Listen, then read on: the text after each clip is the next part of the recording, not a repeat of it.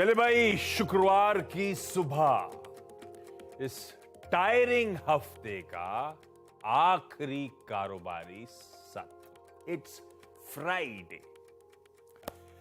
पर दिक्कत वाला रहा है अब तक पिछले कुछ बारों से ये एक्सपायरी का ट्रेडिंग सेशन। लास्ट एक्सपायरी, इससे प्रीवियस जब थी वीकली एक्सपायरी, दबाव में थे भारतीय बाजार। उसके बाद हर ट्रेडिंग सेशन मजबूती के साथ कामकाज हुआ और कल फिर एक्सपायरी पे आते आते समीकरण बिगड़ गए। वो आपकी स्क्रीन पर निफ्टी की पिछले लास्ट एक्सपायरी से लास्ट एक्सपायरी तक की, लास्ट टू लास्ट से लास्ट एक्सपायरी तक की पूरी पिक्चर। अच्छा, कल के ट्रेडिंग सेशन में हुआ क्या, जरा स्क्रीन को स्प्लिट करिएगा। एक तरफ इंडिविजुअल बैंकिंग स्टॉक्स दिखाइए, दूसरी तरफ आईटी इंडेक्स रख दीजिए।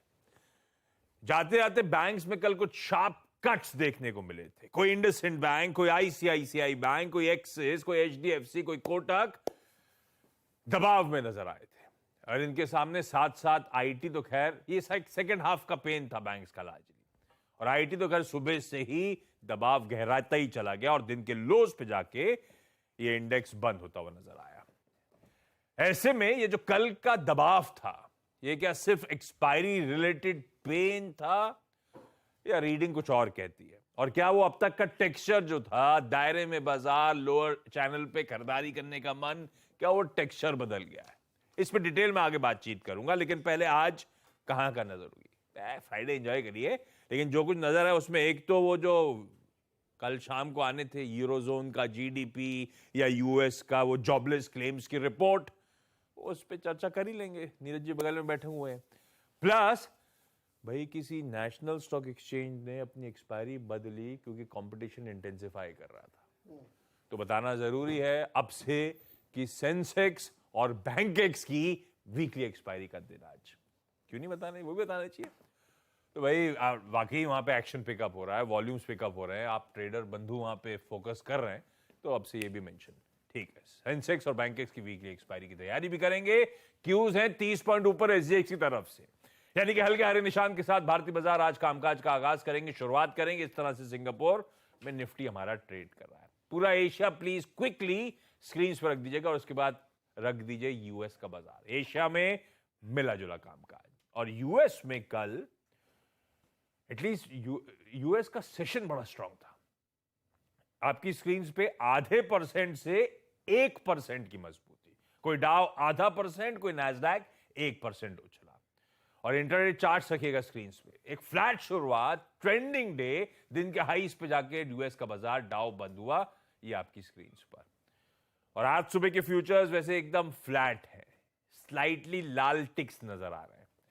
तो ये कहानी है। अच्छा, कल हम जब क्लोज हो रहे थे ना, उस समय ये सारे फ्यूचर्स जो एक्चुअली यूएस का सेशन में क्या हुआ, आधे से 1% का उछाल, पर जब हम क्लोज हो रहे थे सारे फ्यूचर्स एकदम फ्लैट पड़े हुए थे। तो वो जो डिफरेंशियल आ गया है, उसी को एशिया, उसी को एसजीएक्स डाइजेस्ट करने की कोशिश कर रहा है। लेकिन ग्लोबल संकेत नीरज जी से, वीरू से आज की निफ्टी बैंक की फ्राइडे स्ट्रैटेजी, और हर्षदा बताएंगी सारे important stocks in news. Neeraj ji, good morning. कैसा रहा डेटा पॉइंट्स, क्या कहता है मूड? अद्भुत, अविस्मरणीय। और चार्ट से शुरू करूंगा। चार्ट ये लेकिन बोले तो न्यू पिंच और नए जैकेट के लिए बधाई। नहीं, नया जैकेट नहीं है वो। कपड़ा पचा हुआ था तो थान 2-4 काट काट के अपना क्या बन जाता है। ऐसा नहीं है, तो ऐसा टीचर पतलून तक नहीं जा पाए। ये देखो, ये अच्छा, ये कलर आपको फेवरेट है? ऐसी आपकी 15 अगस्त वाली हाफ वाली जैकेट भी सेम कलर की थी यार। ऐसे पोल खोलना जरूरी है क्या? जो मिलता है अपन तो वो पहनते हैं। एक तो पीली टाई जा नहीं रही है नीले के साथ। नहीं, बहुत सही जा रही है। अब ऑफ एयर जा रही है, ऑन एयर जा रही है, मैं बदल दूंगा अगले टाई। टारगेट्स तो ऑफ कैम ही होंगे ना। तो खैर चलो, हम लोग एसएनपी का चार्ट दिखाइए। एसएनपी का चार्ट, एसएनपी का चार्ट कल ऑफिशियली 20% उसने लोज से बना लिए।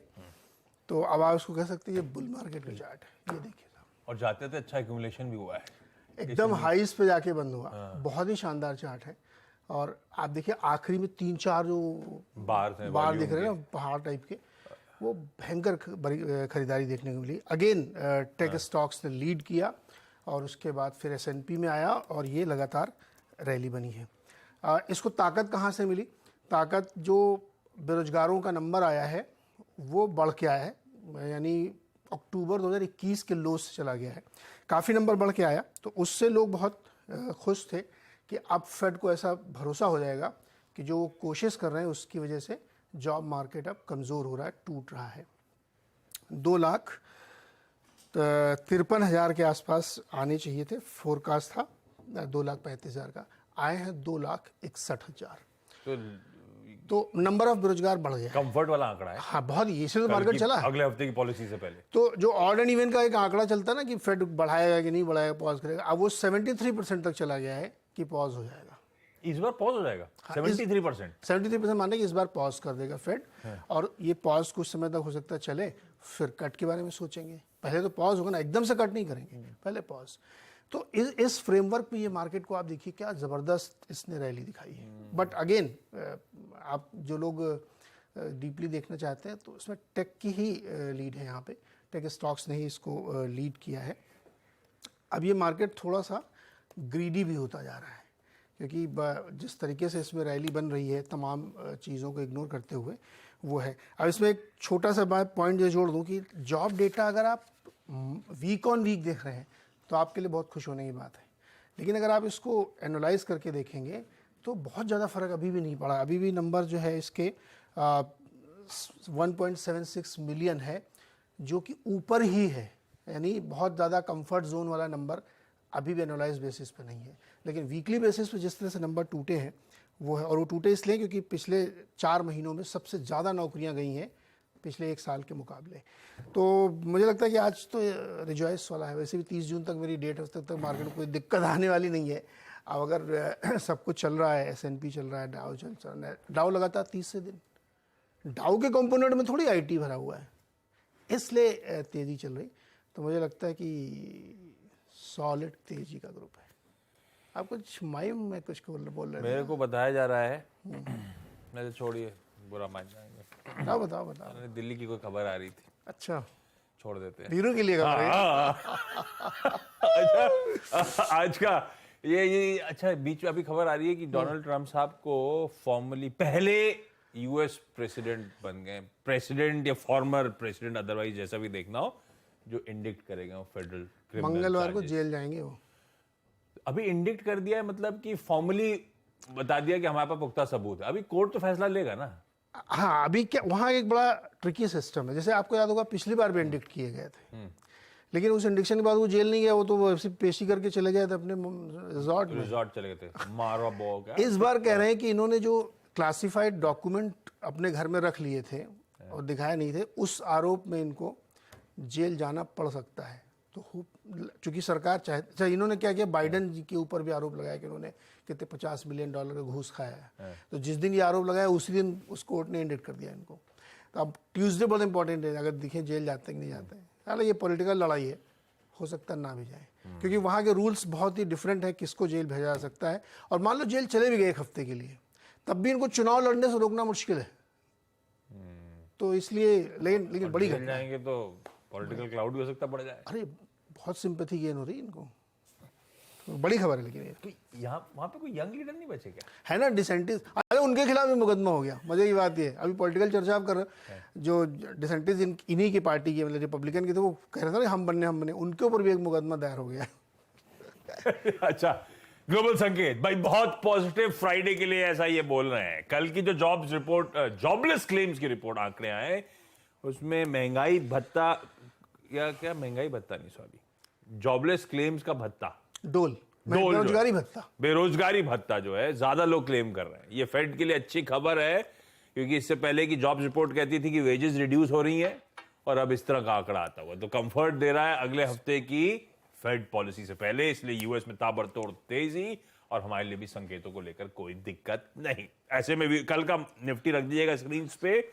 ऐसे में वीरू कुछ समीकरण कल बदल रहे थे, बिगड़ रहे थे। मैं तो ये जानना चाहता हूं, हमारा जो टेक्सचर था उस रेंज के लोअर एंड पे, बेस पे आए, उसके करीब आए, खरीदारी करने का मन, वो टेक्सचर बदल रहा है या नहीं, और कहां खरीदारी करनी है अगर नहीं बदल रहा तो? ओके आशीष, गुड मॉर्निंग। देखिए कल इवेंट था, इवेंट के बाद निफ्टी बैंक अपने एक लॉजिकल टारगेट जोन से कोलैप्स हुआ, उसमें कोई दिक्कत नहीं है निफ्टी बैंक में। निफ्टी भी मोर और लेस 791 का टारगेट था हमारा, 798.10, उससे करीब 10 पॉइंट पहले से कोलैप्स हुआ। निफ्टी बैंक में कोई दिक्कत नहीं थी आशीष। इवेंट था, इवेंट के बाद एक्सपायरी थी, एक्सपायरी के बाद अपने हायर एजेस से कोलैप्स हुआ, कोई दिक्कत नहीं थी।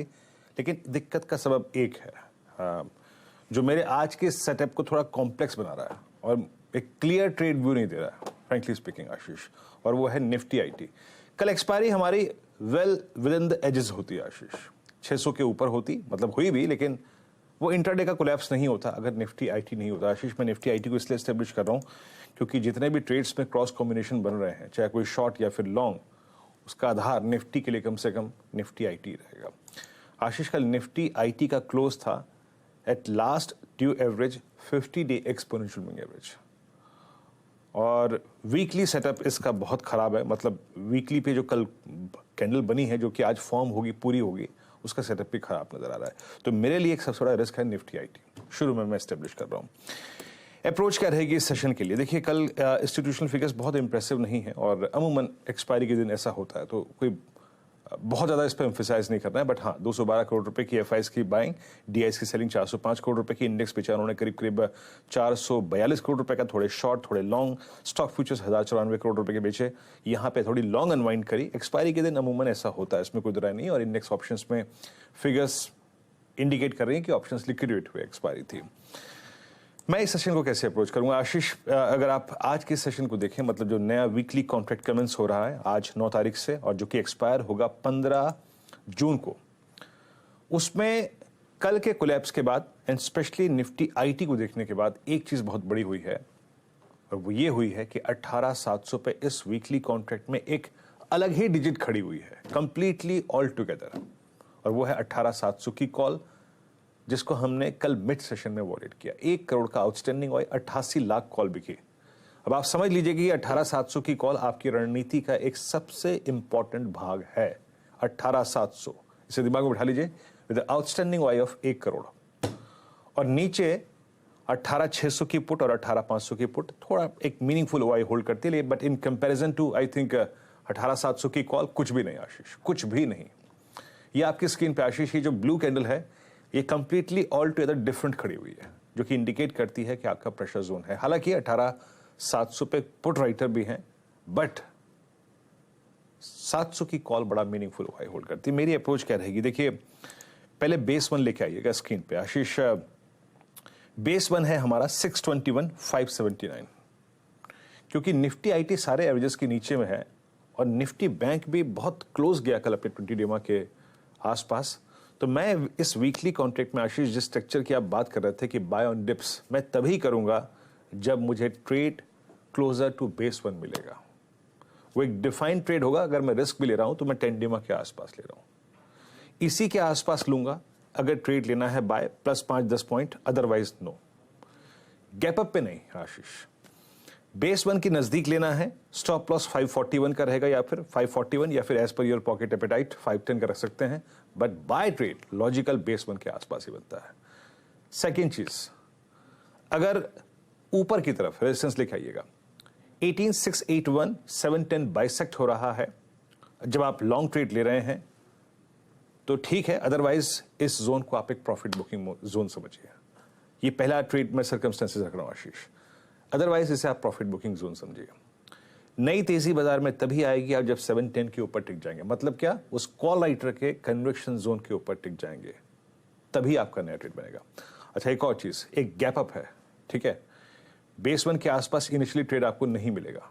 गैप अप पे देखिएगा, अगर 681,710 रिजेक्ट हो रहा है आशीष, और निफ्टी आईटी 28,600 अपने लास्ट जो एवरेज 50 डे एक्सपोनेंशियल एवरेज उसके नीचे कोलैप्स हो रहा है, तो शॉर्ट का फिर केस बनेगा for a possible target of base 1। याद रखिएगा, इसलिए कह रहा हूं मल्टीपल कॉम्बिनेशन हैं आज। It entirely depends upon Nifty IT, वो कैसे बिहेव करता है। ये मेरी अप्रोच रहेगी। निफ्टी आईटी एक लीड देगा आपको कि अगर आपको शॉर्ट ट्रेड लेना है गैप अप पे या नहीं। 28,600 के नीचे कोलैप्स हो रहा है तो it's a short trade, resistance 1 के आसपास गैप अप मिल रहा है। क्योंकि निफ्टी बैंक कल बिल्कुल टारगेट मेट करके आया। हमारा क्या व्यू था, जैसे ही 340 बाइसेक्ट होगा आपको मिलेगा 44,460 और 459 हाई था आशीष। एक टिपिकल प्रॉफिट बुकिंग जोन से प्रॉफिट बुकिंग आई, इसमें कोई राय नहीं है। बट इस वीकली कॉन्ट्रैक्ट में जो नया कमेंट्स हो रहा है वो क्या है, 44,000 पे एक टसल है, एग्जैक्टली एक ही आउटस्टैंडिंग वाई है कॉल में भी पुट में भी। 44,300 से लेकर 44,500 तक कॉल राइटर्स का डोमिनेटेड जोन है, और अगर पुट राइटर्स कहीं पे खड़े हैं तो वो तीन चीजें हैं आशीष, 44,000 की पुट, 43,800 की पुट और 43,500 की पुट। बेस वन लेके आइएगा। बेस वन निफ्टी बैंक का सबसे क्रिटिकल है, and that is I think 43,940 कल का swing low plus 43,830, that is 20 day exponential moving average. Nifty bank में कोई भी ट्रेड बाय का तभी काम करेगा जब आप क्लोजर टू बेस वन लें, और वो मजबूती तब बढ़ेगी जब आपका 44,081 फर्स्ट रेजिस्टेंस लेवल बाइसेक्ट होता है, तो आप 150-200 पॉइंट का प्रॉफिट लेके उसके ऊपर निकल सकते हैं। बट निफ्टी बैंक कोलैप्स तभी होगा आशीष जब बेस वन टूटेगा, और इस बार अगर बेस वन टूटे 43,940, 43,830 यानी 20 डे का जोन टूटे तो एक शॉर्ट ट्रेड भी लेंगे for a possible target zone of second base 43,518, 43,699। आशीष आज बाजार बहुत आसान नहीं है, कॉम्प्लेक्स है। निफ्टी आईटी ने थोड़ा सा जो आपकी इक्वेशन है उसको डिस्ट्रीब्यूट कर दिया है, फैला दिया है, तो थोड़ा देख संभल के आज के सेशन को ट्रीट कीजिएगा आशीष। ये निफ्टी बैंक की आज की स्ट्रैटेजी, फ्राइडे का अप्रोच आप लोगों की स्क्रीन पर। क्विकली आज के सारे इंपॉर्टेंट स्टॉक्स इन न्यूज जान लिए जाएं हर्षदा से। Harshada, good morning. Good morning Ashish. सबसे पहले तो कोटक महिंद्रा बैंक रेडार पर रहेगा, एक स्टॉक जिसमें सबसे ज्यादा दबाव देखने को मिल रहा था कल के सत्र में। तो अपडेट ये है, और इस सूत्रों के हवाले से खबर निकल कर आ रही कि कनेडियन पेंशन फंड करीब 1.66% स्टेक इस पर्टिकुलर बैंक में ऑफलोड करता हुआ दिखाई देगा। याद रहे कि कनेडियन पेंशन फंड के हाथ में करीब 4.3% इक्विटी है इस समय, उसमें से 1.66% स्टेक ये ऑफलोड करते दिखाई देंगे। 5% के डिस्काउंट पर दरअसल ये सौदा होने के आसार बनते दिखाई दे रहे हैं, और डील साइज अप रेंट पर करीब $575 मिलियन के आसपास आकी जा रही है। तो ये इनफैक्ट बड़ी डील जिस पर सभी की नजरें रहेंगी, और देखते हैं स्टॉक यहां से कैसे परफॉर्म करता है। Most importantly Canadian pension fund आज ये हिस्सा बेचता हुआ दिखाई देगा। अगले हफ्ते 16 को मेरे ख्याल में वो फुटसी की रीबैलेंसिंग होनी है इंडेक्स में, तो उस पर क्या इम्पैक्ट आएगा ये भी बाजार देखना चाहेगा। तो वो एक चीज होगी जिस पर सबसे ज्यादा चर्चा शायद आज होती हुई दिखाई देगी। इसके अलावा आज हिंदुस्तान एरोनॉटिक्स पर भी नजरें रखें। बोर्ड बैठक इस महीने के अंत में है, 27 जून को जो बोर्ड बैठक होने वाली है उसमें कंपनी दरअसल स्टॉक स्प्लिट पर विचार करने वाली है, तो वो स्टॉक आज फिर खबरों में है और इस पर नजरें होनी चाहिए। बैंगलोर की इकाई जो बायोकॉन की है, एपीआई मैन्युफैक्चरिंग फैसिलिटी, इसको दरअसल एक जीएमपी कंप्लायंस सर्टिफिकेट मिला है जर्मनी की कॉम्पिटिटिव अथॉरिटी की तरफ से, कॉम्पिटेंट अथॉरिटी की तरफ से, और प्राइमरीली इनके ये एपीआई प्रोडक्ट के फैसिलिटी के लिए ये कंप्लायंस गो अहेड मिलता हुआ दिखाई दिया है। तो वो एक पॉजिटिव है। फरवरी में दरअसल इंस्पेक्शन हुआ था, अब देखते हैं यहाँ से इस पर्टिकुलर फैसिलिटी को क्या ईयू की अथॉरिटी और ऑफ कोर्स इवेंचुअली यूएसएफडीए की अथॉरिटी से अप्रूवल मिलता है या नहीं। एथर इंडस्ट्रीज आज फिर खबरों में। एथर ने दरअसल एक लाइसेंसिंग अग्रीमेंट साइन किया है सऊदी अरामको के साथ। इसके तहत ये सस्टेनेबल कन्वर्ज पॉलीऑयल्स टेक्नोलॉजी को कमर्शियलाइज करते हुए दिखाई देंगे। तो ये फिलहाल एक डेवलपमेंट एथर में आता हुआ। कल परसों भी यहाँ पर कुछ ऐसी ही डेवलपमेंट्स थी, लेकिन ये एक नया करार इन्होंने सऊदी अरामको के साथ साइन किया। ये डेवलपमेंट आ रही है। जाइडस लाइफ के लिए भी एक खबर आ रही है कि इनके एक पर्टिकुलर ड्रग को जो एजिसोमप्रेजोल मैग्नीशियम है उसको यूएसएफडीए से फाइनल अप्रूवल मिलता हुआ दिखाई दे रहा है। तो ये कुछ स्टॉक्स है जो आज फोकस में रहेंगे। ओके, रखिए इन तमाम कंपनीज को रडार पे, और भी एग्जॉस्टिव डिटेल लिस्ट लेकर आएंगे जब 8:30 बजे स्टॉक्स इन न्यूज पे चर्चा होगी। लेकिन जो सुबह सुबह इंपॉर्टेंट था वो आपकी स्क्रीन पे प्रेजेंट हो गया है। सबसे इंपॉर्टेंट तो खैर कोटक महिंद्रा बैंक रडार पे रखिएगा। 3 दिन से गिर रहा था, पहले सब बैंक चल रहे हैं, कोटक क्यों गिर रहा है, कोटक क्यों गिर रहा है, सब अपने अपने रीजन दे रहे थे। अब पता चला क्यों गिर रहा था भाई साहब। ये फ्राइडे का दिन तो सेंसेक्स बैंकेक्स की डेरिवेटिव कॉन्ट्रैक्ट्स की एक्सपायरी, यूरोजोन के जीडीपी और यूएस के जॉबलेस क्लेम्स पे हम रिएक्ट कर रहे होंगे। अब आइए बाकी। एसबीआई आज इसकी बोर्ड मीट है, फंड रेजिंग की तैयारी, पर ये पार्ट ऑफ डूइंग बिजनेस है, ऐसा कुछ नहीं है। FY24 के लिए डेट इशुएंस के जरिए जो कुल फंड रेजिंग होनी है उस पर इस बैंक का बोर्ड आज विचार करेगा। आईएफएल फाइनेंस का एनसीडी इशू आज से खुलने जा रहा है। 1500 करोड़ रुपए ये कंपनी एनसीडी इशुएंस के थ्रू मोबिलाइज करना चाहती है। गो फर्स्ट के लिए इंपॉर्टेंट दिन डीजीसीए कहा जा रहा है, यानी कि जो रेगुलेटर है एविएशन का, वो शायद रिप्लाई करे गो फर्स्ट की एप्लीकेशन पे। क्या एप्लीकेशन थी? आपको याद होगा, गो फर्स्ट ने कहा था कि 22 प्लेन्स के साथ अगले 5 महीनों तक उन्हें अपने फ्लाइट ऑपरेशंस रीस्टार्ट करने दिए जाए। वैसे गो फर्स्ट से याद आया, डिलीवरी ने भी इस पे इंसॉल्वेंसी पिटीशन डाल दी है। नहीं, एक पिटीशन डाली कि इनकी इंसॉल्वेंसी प्ली गलत है। डिलीवरी ने कुछ 50-60 लाख रुपए दिए थे इनको, ट्रांसपोर्टेशन वगैरह कुछ मालवाल के लिए, और वो तब दिए थे जब ऑलरेडी इन्होंने मन बना लिया था इंसॉल्वेंसी के लिए। तो हमसे क्यों लिए पैसे? ऐसे ही हम पे ग्राहकों से भी क्यों लिए थे? वो वापस नहीं मिल रहा ग्राहकों वाले? नहीं मिल रहे। फंस गए। इसमें एक अच्छा स्टेप है, वो जो इन लोग की वो होती है ट्रैवल एजेंट्स की एसोसिएशन, उन्होंने कहा ये उड़ेंगे फिर भी हम इनके फ्लाइट टिकट बुक नहीं करेंगे क्योंकि इन्होंने हमारे भी कस्टमर्स के पैसे वापस नहीं करे। बहुत चैलेंजिंग होना इनका उड़ना। देखते हैं, उड़ेगा तो अच्छी बात है सबके लिए। खैर, इंपॉर्टेंट एक्स डिविडेंड डेट्स में एशियन पेंट्स 21 रुपए 25 पैसे का as ex date, Bhansali engineering 15 रुपए की एक्स डेट, बाकी के स्क्रीन पर आ जाएंगे। एचडीएफसी एएमसी और बता देता हूं 48 रुपए का एडजस्टमेंट वहां पर होगा।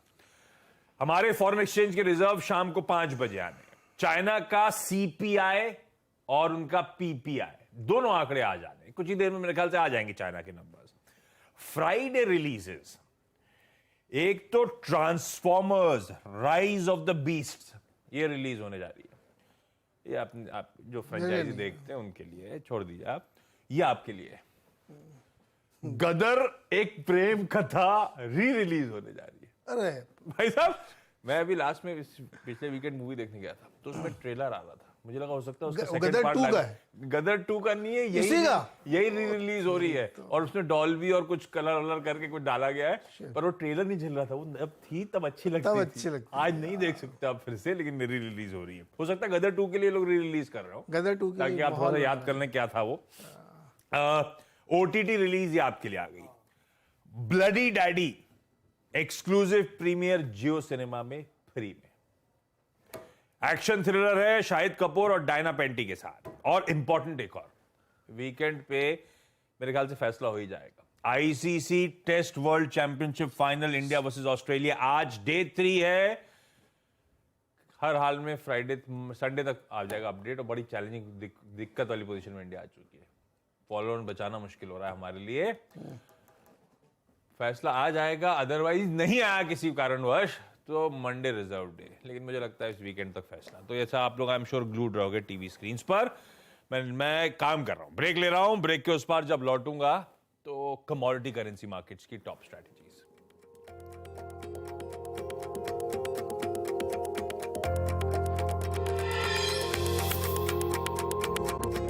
ब्रेक के बाद आपका स्वागत है। तब और आपकी सेकंड प्लेट रखिएगा। बॉन्ड यील्ड्स कुछ कूल ऑफ हो गई हैं बढ़िया तरीके से। डॉलर इंडेक्स कूल ऑफ हो गया। ये जो कह रहे थे ना जॉबलेस क्लेम की जो रिपोर्ट आई थी उसके बाद समीकरण बदल रहे हैं, वो कूल ऑफ होने के इंडिकेशंस बढ़िया तरीके से स्क्रीन्स पे। पर कच्चा तेल भी बहुत ठंडा पड़ गया है। अरे ऑलमोस्ट $1.5 कल जा छोड़ा था, आज सुबह इस तरह का दबाव है। ये कहानी। सोना उछल रहा है across commodities, across asset classes. बड़ा इंटरेस्टिंग मूव्स हैं ओवरनाइट। तो ऐसे में पृथ्वी फिनमार्ट की आज की कमोडिटी स्ट्रैटेजी स्क्रीन पर आएंगी। मनोज कुमार जैन साहब की। कॉपर में, बेस मेटल्स में कॉपर जून वायदा खरीदिए, 716 का स्टॉप लगाइए, और चाहे तो चांदी भी जुलाई वायदा। कॉपर का जून, चांदी का जुलाई वायदा। जुलाई वायदा चांदी का खरीदें 72,200 के स्टॉप के साथ। बाकी के टारगेट्स वगैरह आपकी स्क्रीन पर। वही जाता था SG 50 के साथ छोड़े जा रहा हूं। फ्राइडे का दिन है, ग्लोबल संकेत अच्छे हैं, हल्के हरे निशान के साथ शुरुआत होने के इंडिकेशंस। इस नोट पर आज के शो मॉर्निंग कॉल में ब्रेक का समय। ब्रेक के उस पर लौटूंगा सीधा सौदा के साथ।